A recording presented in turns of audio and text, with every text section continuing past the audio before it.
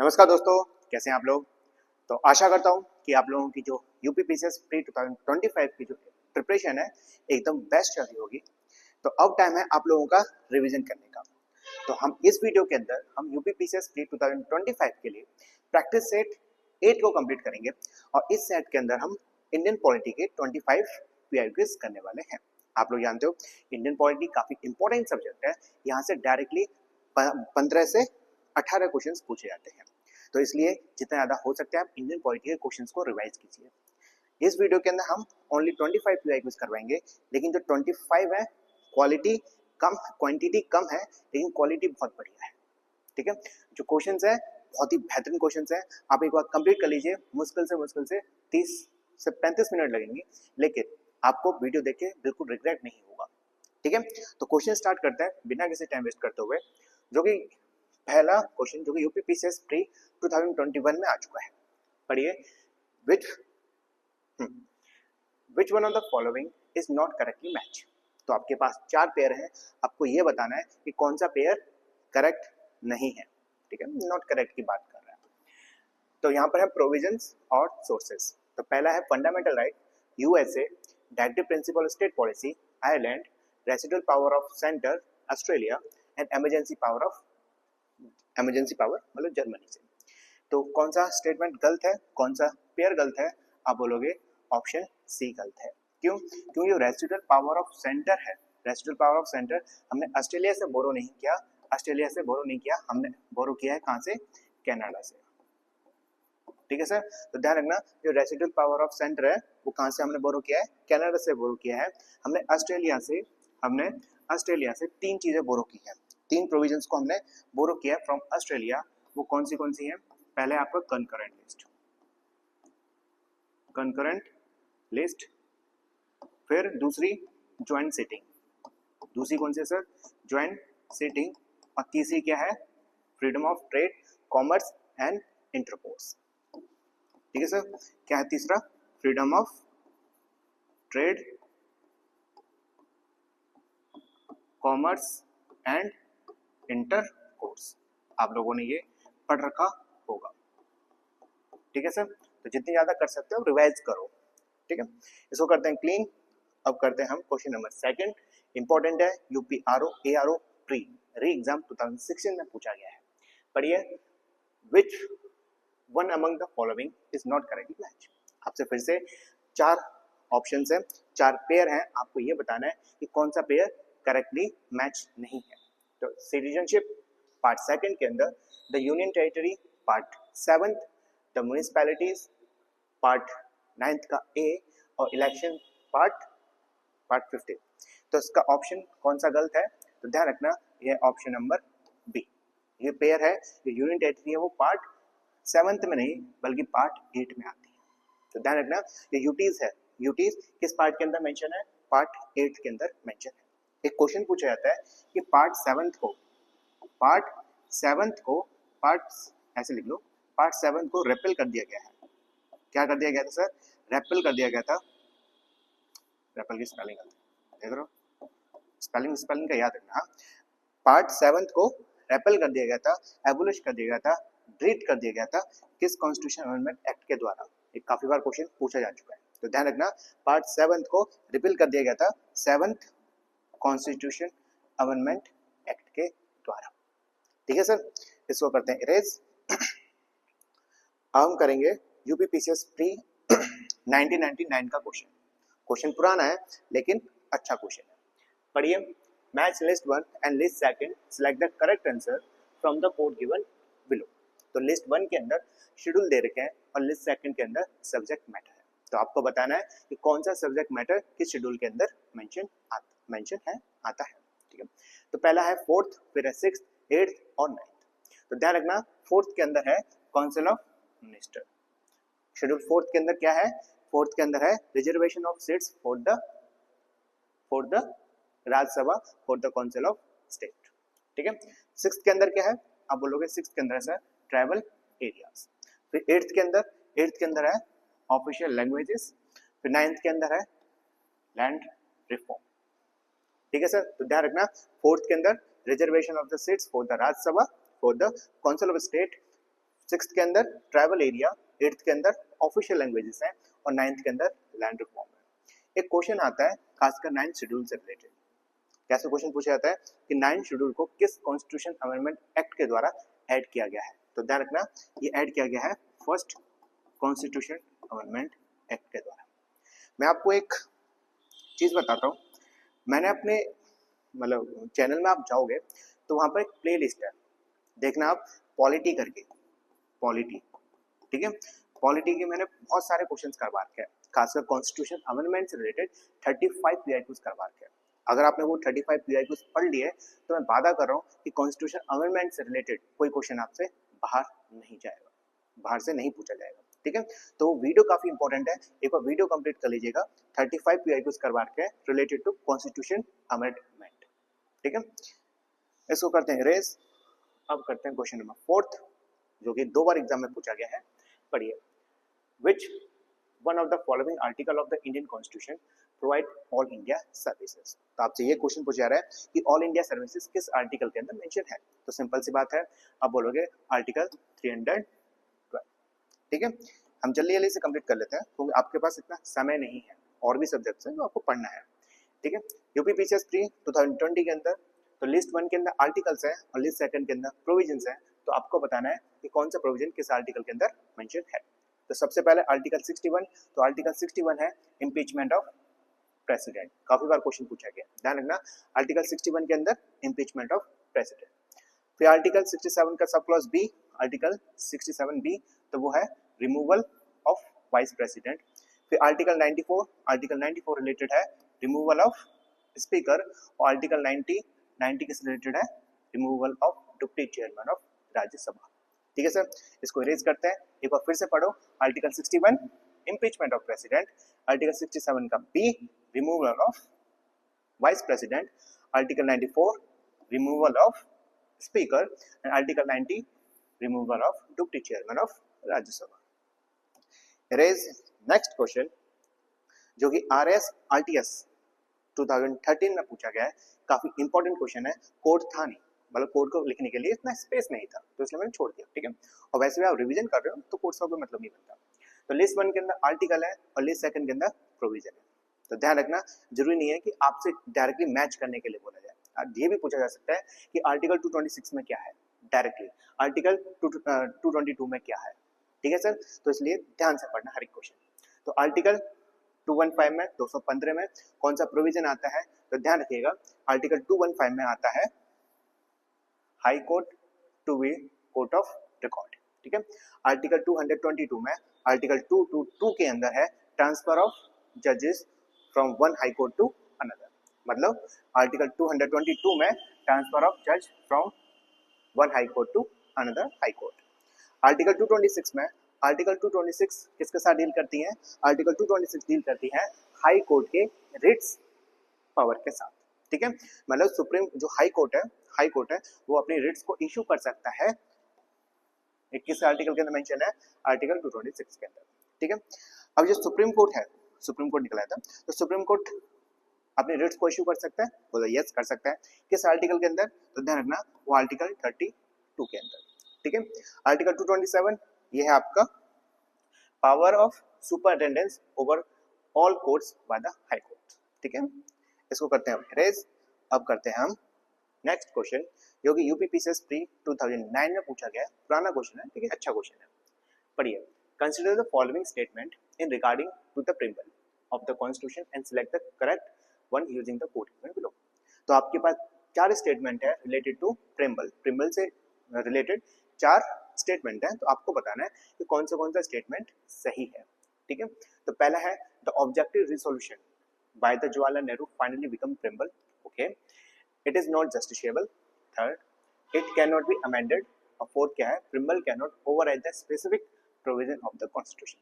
तो आप लोगों ने preamble काफी ड्रिल में पढ़ रखा होगा, एक बार फिर से पढ़ते हैं। The objective resolution passed by किसके द्वारा पास किया गया था? जवाहरलाल नेहरू के द्वारा, तो बिल्कुल सही है। फिर आगे जाके ये क्या बना है? preamble का शेप लिया है, preamble बना है। तो आपके पास ऑब्जेक्टिव रिसोल्यूशन जवाहरलाल नेहरू से रिलेटेड क्वेश्चन पूछे जाते हैं। तो आपके पास एक होमवर्क है, आपको कमेंट करके बताना है। आपको क्या करना है sir?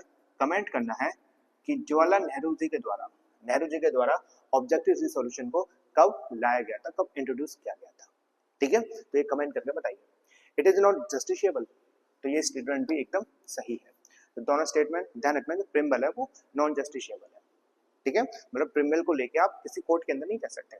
It can not be amended, ये स्टेटमेंट एकदम गलत है। इसको अमेंड किया जा सकता है। कैसे? तो 42nd constitution amendment act 1976, 42nd constitution amendment act. ध्यान रखना, जो कॉन्स्टिट्यूशन अमेंडमेंट है वो काफी इंपॉर्टेंट है। डायरेक्टली क्वेश्चन पूछे जाता है, कम से कम 2 या 3 क्वेश्चन पूछे जाते हैं कॉन्स्टिट्यूशन अमेंडमेंट से रिलेटेड। तो इसलिए मैंने एक वीडियो बनाई है, वो वीडियो काफी इंपॉर्टेंट है, एक बार जाके देख लीजिए, मजा आ जाएगा आपको। ठीक है, it can not be amended, नहीं।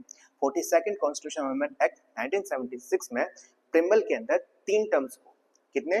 3 टर्म्स को ऐड किया गया है। वो कौन से हैं? क्वेश्चन पूछा गया है बहुत बार, तो ध्यान रखना, वो है आपका सोशलिस्ट, सेकुलर, और तीसरा है आपका इंटीग्रेटिव। ठीक है सर, तो ध्यान रखना 42nd अमेंडमेंट एक्ट के द्वारा 3 टर्म्स को ऐड किया गया है प्रिम्बल के अंदर, सोशलिस्ट, सेकुलर और इंटीग्रिटी। इसका मतलब क्या है? इसका मतलब है कि प्रिम्बल को अमेंड किया जा सकता है। ठीक है, it can be amended. Okay, last statement क्या है? The preamble can not be override the specific provision of the constitution.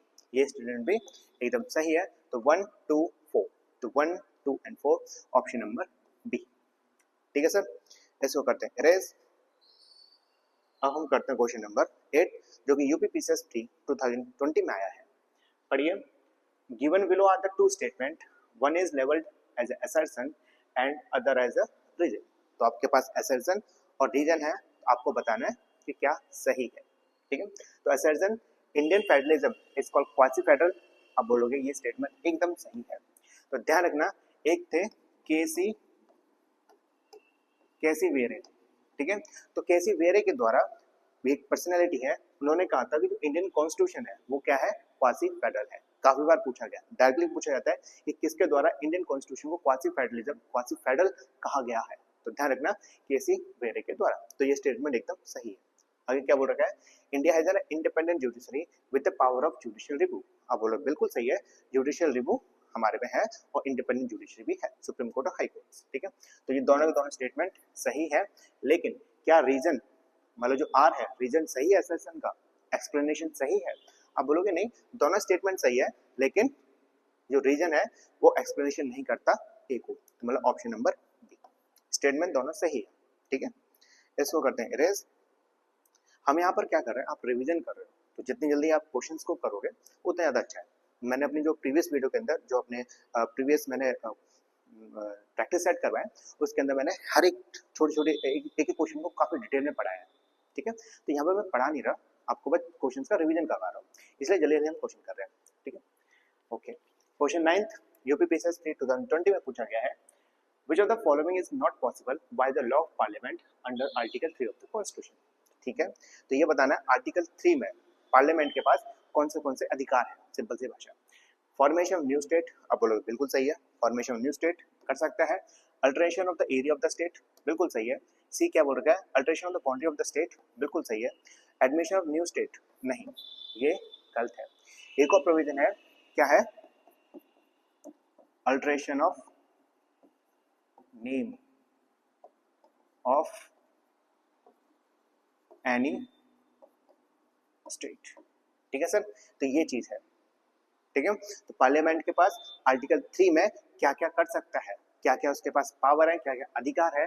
नया स्टेट बना सकता है, स्टेट के एरिया को चेंज कर सकता है, स्टेट के बाउंड्री को चेंज कर सकता है और स्टेट के नाम को चेंज कर सकता है, लेकिन किसी भी न्यू स्टेट को इंडिया के अंदर शामिल नहीं कर सकता।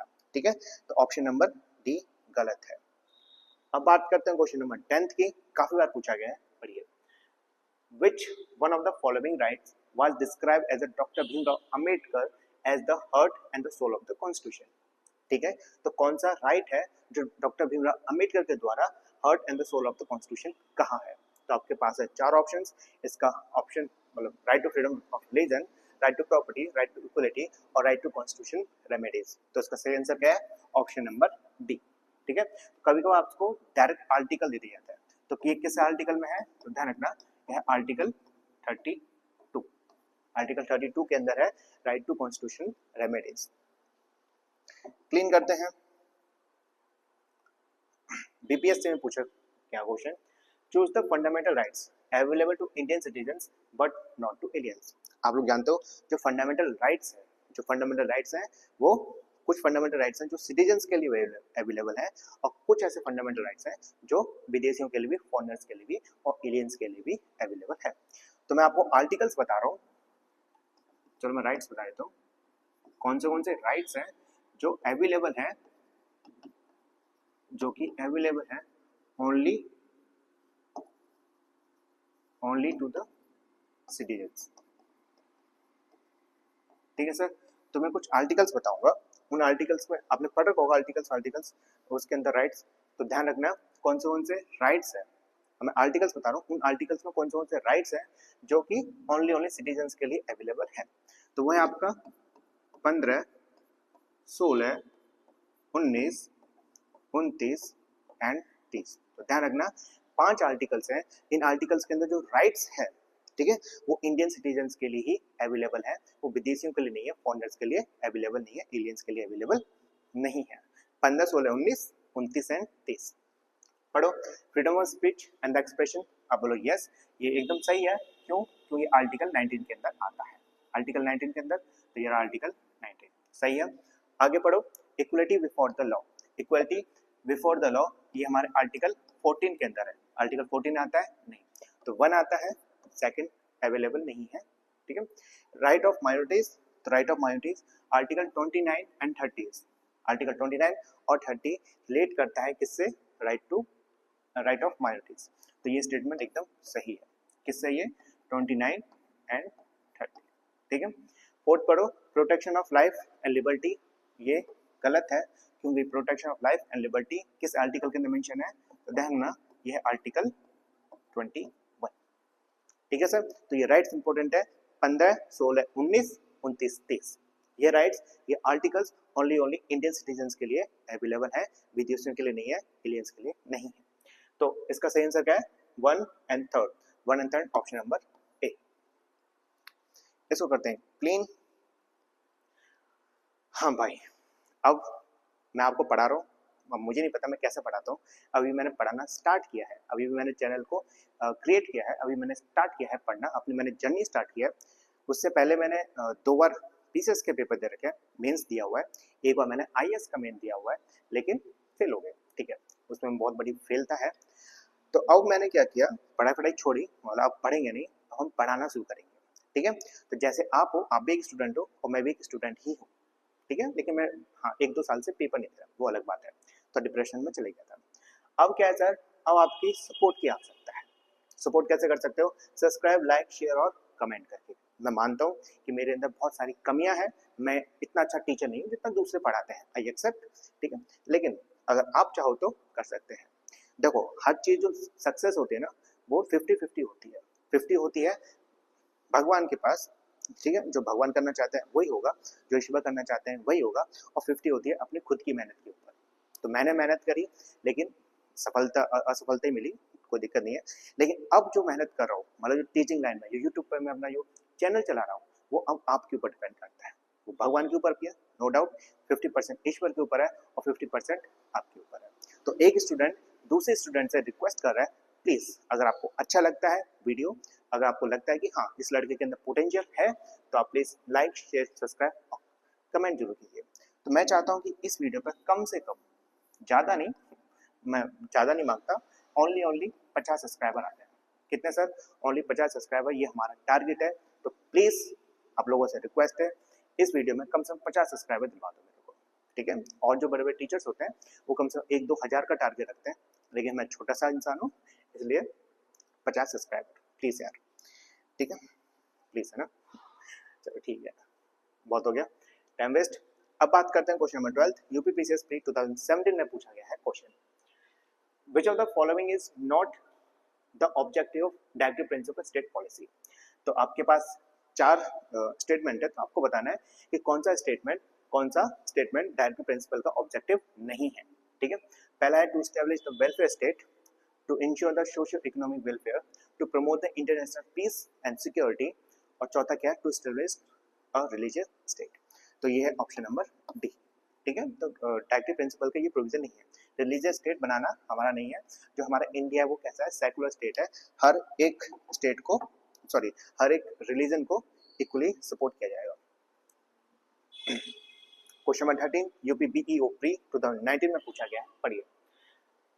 Which of the following duty has been prescribed by the Indian Constitution as a fundamental duty? तो आपके पास 4 ड्यूटीज हैं, आपको मतलब 4 चीजें हैं, 4 ड्यूटीज हैं, तो आपको बतानी है कि कौन सी ड्यूटी फंडामेंटल ड्यूटीज में इंक्लूडेड है। ठीक, आप लोग जानते हो ना फंडामेंटल ड्यूटी 11 फंडामेंटल ड्यूटी है। मैं आपको फिर से बता रहा हूँ, मैंने काफी डिटेल के अंदर इंडियन पॉलिटी के वीडियोस बना रखी है। ठीक है, वो वीडियो मैंने इतनी डीपली पढ़ाया ना, आपको बहुत ज्यादा डीपली पढ़ाया। जैसे फंडामेंटल ड्यूटीज है, तो फंडामेंटल ड्यूटीज से जितने भी क्वेश्चन किए हैं वो सारे के सारे मैंने 15 या 5-10 मिनट के अंदर कवर किए हैं। ठीक है सर, तो आप प्लीज, मैं आपको फिर से बता रहा हूँ, एक बार जाके आप चेक कर लो। ठीक है, अगर इंटरेस्टेड लगता है तो आगे पढ़ना, नहीं लगता तो काट देना, सिंपल सी बात है भाई, कोई फोर्स नहीं कर रहा। लेकिन मैं तो जितना मुझे लगता है, ठीक है, तो मैंने जो पेपर क्रैक किया था इसी तरीके से पढ़ के किया है। ठीक है, जो मैंने पैटर्न फॉलो किया है वही पैटर्न मैंने आपको बताया है कि किस तरीके से पढ़ा जाता है। तो आप मेरे प्रीवियस वीडियो देखो, उसके अंदर मैंने जितनी डिटेल करा रखी है, जितना आपको मैंने पढ़ाया है, उससे बाहर कभी नहीं जाएगा। जैसे फंडामेंटल ड्यूटी है, फंडामेंटल ड्यूटी से रिलेटेड मैं जो भी इंफॉर्मेशन आपको बताई है, उससे बाहर कोई क्वेश्चन नहीं जा सकता, इसकी मैं गारंटी ले सकता हूँ। ठीक है, question number 13 UP BEO pre 2019 में पूछा गया है, पढ़िए। हमें बताना था कौन सा फंडामेंटल ड्यूटी, सॉरी, पहला टू डिफेंड द कंट्री, आप बोले यस, बिल्कुल सही है। टू पे इनकम टैक्स, ये स्टेटमेंट एकदम गलत है। टैक्स से रिलेटेड कोई भी फंडामेंटल ड्यूटी नहीं है। ठीक है सर, टैक्स रिलेटेड कोई फंडामेंटल ड्यूटी नहीं है। Third, to preserve the rich heritage of our composite culture, बिल्कुल सही है। और to safeguard the public property, ये भी स्टेटमेंट सही है। तो 1, 3 एंड 4, तो 1, 3 एंड 4 ऑप्शन नंबर डी। ठीक है, ध्यान रखना, टैक्स पे करना हमारी ड्यूटी नहीं है। यूपीआरओ एआरओ प्री 2016 में पूछा गया है, पढ़िए। Consider the following statement in context of Indian constitution, तो हमारे पास 2 स्टेटमेंट है, तो हमें बताना है कौन सा स्टेटमेंट करेक्ट है। तो पहला, the union council of minister shall be collected responsible to the Lok Sabha, तो ये स्टेटमेंट एकदम सही है। ये चीज किस आर्टिकल के अंदर मेंशन है, आप बोलोगे सर आर्टिकल 75 सब क्लॉज 3 के अंदर मेंशन। ठीक है, second, union minister shall hold office during the pleasure of prime minister, आप बोलोगे नहीं, ये स्टेटमेंट गलत है, क्योंकि प्राइम मिनिस्टर नहीं बल्कि क्या आना चाहिए, यहाँ पर आना चाहिए sir president.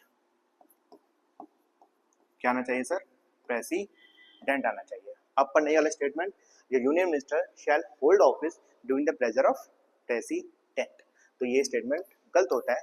Option number A is a correct. अब बात करते हैं हम क्वेश्चन नंबर 15 की, जो कि बीपीएससी में पूछा गया है, पढ़िए। Which one of the following Constitution Amendment Act restricted the size of the Council of Minister to the 15% of the total member of लोक सभा?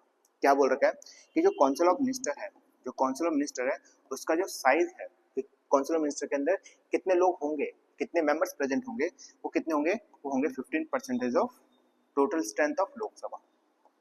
ठीक है, ये किस कॉन्स्टिट्यूशन अमेंडमेंट एक्ट के द्वारा इसको फिक्स किया गया है, तय किया गया है, तब बोलोगे ये किया गया है सर 91st अमेंडमेंट एक्ट के द्वारा। किसके द्वारा, 91st के द्वारा। ठीक है, अच्छा क्वेश्चन, बार बार रिपीट होता है ये। क्वेश्चन नंबर 16 यूपीएससी प्री 2021 में पूछा गया है, पढ़िए। The comptroller and auditor general of India is a friend and the guide of, आप लोग जानते हो कैग काफी इंपॉर्टेंट है। कैग किस आर्टिकल के अंदर मेंशन है, पहले ये बताओ। क्या आप बोलोगे सर ये आर्टिकल है 148, आर्टिकल 140 के अंदर कैग मेंशन है। तो वो जो कैग है वो फ्रेंड और गाइड किसका होता है, किस कमेटी का होता है, तो सिलेक्ट कमेटी, एस्टिमेट कमेटी, या प्राइम मिनिस्टर, या पब्लिक अकाउंट कमेटी। तो उसका सही आंसर है, ध्यान रखना, public account committee, public account committee. ठीक है, तो मुझे एक क्वेश्चन याद आ रहा है कि इन कमेटी में से, क्वेश्चन में थोड़ा सा चेंज कर दो, इन कमेटी में सबसे बड़ा कमेटी कौन सी है, मतलब कमेटी में सबसे ज्यादा मेंबर्स किसके हैं। ठीक है, मुझे कमेंट करके बताइए। अब करते हैं question number 17 UP PCS pre 2017 में पूछा गया। पढ़िए, what is the quorum to constitute a meeting of the Lok Sabha. ठीक है, लोकसभा को स्टार्ट करने से पहले, लोकसभा की मीटिंग को स्टार्ट करने के लिए कितने नंबर ऑफ मेंबर्स का प्रेजेंस होना जरूरी है। मतलब जैसे मान के चलो हम लोकसभा हैं और हम लोकसभा की मीटिंग करना चाहते हैं, उस मीटिंग को स्टार्ट करने के लिए कम से कम कितने मेंबर होने चाहिए, ये होता है हमारा क्वेरम। तो ध्यान रखना क्वेरम, ठीक है। ये किस आर्टिकल के अंदर मेंशन है, ये पूछा गया है एक बार। तो आर्टिकल है आपका 100, आर्टिकल 100 के अंदर क्वेरम मेंशन है और ये है आपका 1/10 of the total member of house, 1/10। इसको करते हैं इरेज। क्वेश्चन नंबर 18, क्वेश्चन पूछा गया है काफी बार। The first speaker against whom a motion of no confidence was moved in the Lok Sabha. तो ऐसा पहला कौन सा स्पीकर है, पहला स्पीकर कौन सा है, कौन था जिसके अगेंस्ट नो कॉन्फिडेंस मोशन को पास किया गया है इन लोकसभा। ठीक है, तो पहले कौन थे ऐसा स्पीकर जिसके अगेंस्ट में नो कॉन्फिडेंस मोशन को लाया गया था लोकसभा के अंदर। तो इसका आंसर है जेबी मलवंकर। और ध्यान रखना जो जेबी मलवंकर है वो फर्स्ट स्पीकर ऑफ लोकसभा भी है। ठीक है, इसको इरेज करते हैं। क्वेश्चन नंबर 19 जो कि बीपीएससी प्री 2011 में पूछा गया है, लेकिन अच्छा क्वेश्चन है, पुराना है लेकिन मस्त क्वेश्चन है। Of the following statement which one is not correct. तो आपके पास 4 स्टेटमेंट है, तो आपको बताना है कि कौन सा स्टेटमेंट नॉट करेक्ट है। ठीक है, the Rajya Sabha is powerless in the money matter. आप बोलो बिल्कुल सही है, जो राज्यसभा के पास अधिकार नहीं है रिलेटेड टू मनी बिल, तो स्टेटमेंट एकदम सही है। जो मनी बिल है कुछ आर्टिकल के अंदर मेंशन है, तो ध्यान रखना आर्टिकल 110 के अंदर, article 110 deal with the money bill. Second क्या बोल रखा है, money bill is introduce in the Rajya Sabha, तो ये स्टेटमेंट एकदम गलत है। ध्यान रखिएगा जो मनी बिल है ओनली इंट्रोड्यूस किया जाएगा लोकसभा के अंदर। कहां पर सर, लोकसभा के अंदर ही इसको इंट्रोड्यूस किया जाएगा। ठीक है, तो ये स्टेटमेंट गलत है, आपसे नॉट करेक्ट का बोला था, तो ये स्टेटमेंट एकदम गलत है, तो यही आंसर होगा हमारा। सी और डी को पढ़ लो। The Rajya Sabha has to pass the money bill within the 14 days after it has been passed by the Lok Sabha. बिल्कुल सही है, लोकसभा के द्वारा मनी बिल को दिया गया, इसको यहाँ पर लिख देता हूँ, थोड़ा टाइम लग जाता है ऐसे समझाने का, लेकिन मैं सही बताऊं आपको, देखो ऐसे मतलब ऐसे समझाने का थोड़ा सा टाइम लग जाता है, लेकिन अगर आपने इस तरीके से प्रिपरेशन करी, ठीक है, शॉर्ट नोट्स, जो मैं जिस तरीके से नोट्स बनाता है ना वो पिक्चराइजेशन होता है, जो मेरी मेमोरी है वो मेरी विजुअल मेमोरी है, मुझे चित्र देख के जल्दी याद हो जाता है, तो इसलिए मैं बहुत ज्यादा चित्र बनाया करता था। मान के चलो लोकसभा के द्वारा राज्यसभा में मनी बिल चले गया, क्या चले गया सर, इसको अभी टाइम वो नहीं है, टाइम भी नहीं है, और ना मनी बिल चले गया। ठीक है, लोकसभा के पास इंट्रोड्यूस हुआ मनी बिल पास हुआ, पास होने के बाद इसको किसके पास भेज दिया, राज्यसभा के पास भेज दिया। अब राज्यसभा, ध्यान रखना राज्यसभा इसको बस रिकमेंड कर सकती है, क्या कर सकती है सर, रिकमेंड कर सकती है, इसको अमेंड नहीं कर सकती, इसको अमेंड नहीं कर सकती लेकिन रिकमेंड कर सकती है। ठीक है, लेकिन ये जरूरी नहीं है कि जो रिकमेंड किया है राज्यसभा ने, जो रिकमेंड किया है, जो उसके अंदर बदलाव लाया है वो लोकसभा माने। हो सकता है कि लोकसभा उन रिकमेंडेशन को एक्सेप्ट भी करे, हो सकता है कि वो उन रिकमेंडेशन को रिजेक्ट भी कर दे। ठीक है सर, वो पूरे पर डिपेंड करता है लोकसभा के ऊपर। अब मनी बिल भेज दिया राज्यसभा को, अब राज्यसभा को विद इन 14 डेज में रिटर्न करना होगा। 14 डेज में क्या करना होगा, रिटर्न करना होगा। अगर मान के चलो 14 डेज हो गए, कंप्लीट हो गए, लेकिन रिटर्न नहीं किया, तो क्या होगा, डेडलॉक नहीं माना जाएगा, डेडलॉक नहीं माना जाएगा, लोकसभा के द्वारा उस मनी बिल को आगे भेज दिया जाएगा, आगे मतलब किसके पास, प्रेसिडेंट के पास। ठीक है सर, तो ध्यान रखना 14 डेज, काफी बार क्वेश्चन पूछा गया है कि जो राज्यसभा है वो मनी बिल को कितने दिन तक डिले कर सकती है। ठीक है, 14 डेज, अगर 14 डेज हो गए, 15 दिन हो गया, 20 महीने हो गए, सॉरी 20 महीने बोला, 1 महीना हो गया, फिर उसके बाद लोकसभा क्या करेगी, लोकसभा मान लेगी कि राज्यसभा को मतलब नहीं है, भेजो आगे, तो जो मनी बिल से राज्यसभा के पास कोई खास पावर नहीं है। आप लोगों ने पढ़ रखा होगा। ठीक है, आगे करते हैं question number 20, Chhattisgarh PCS pre 2015 और यूपी लोअर सबऑर्डिनेट में पूछा गया 2004 में। Under which article of the constitution can the governor refer any bill for the purpose for the approval of the president. कोई बात नहीं, गलती होगी। तो बताइए, गवर्नर गवर्नर किसी भी बिल को प्रेसिडेंट के पास भेज सकता है फॉर हिज अप्रूवल, ठीक है। तो वो किस आर्टिकल के अंदर मेंशन है, ये जो पावर है, अधिकार है गवर्नर का कि किसी भी बिल को प्रेसिडेंट के पास भेज सकता है, वो किस आर्टिकल के अंदर मेंशन है। तो ध्यान रखना, ये आर्टिकल है आपके पास 200, आर्टिकल 200 के अंदर। जल्दी जल्दी क्वेश्चंस कर लेते हैं। Question number 21, the provision of creation and abolition of legislative council in any state is included in the Indian constitution under. तो देखो, जो लेजिस्लेटिव काउंसिल को क्रिएट भी किया जा सकता है और उसको एबोलिश भी किया जा सकता है, वो किस आर्टिकल के अंदर मेंशन है, तब बोलो आर्टिकल 169।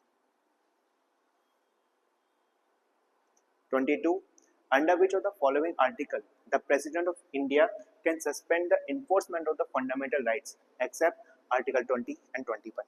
देखिए, प्रेसिडेंट नेशनल इमरजेंसी है, नेशनल इमरजेंसी के दौरान प्रेसिडेंट किसी भी फंडामेंटल राइट्स को क्या कर सकता है, सस्पेंड कर सकता है।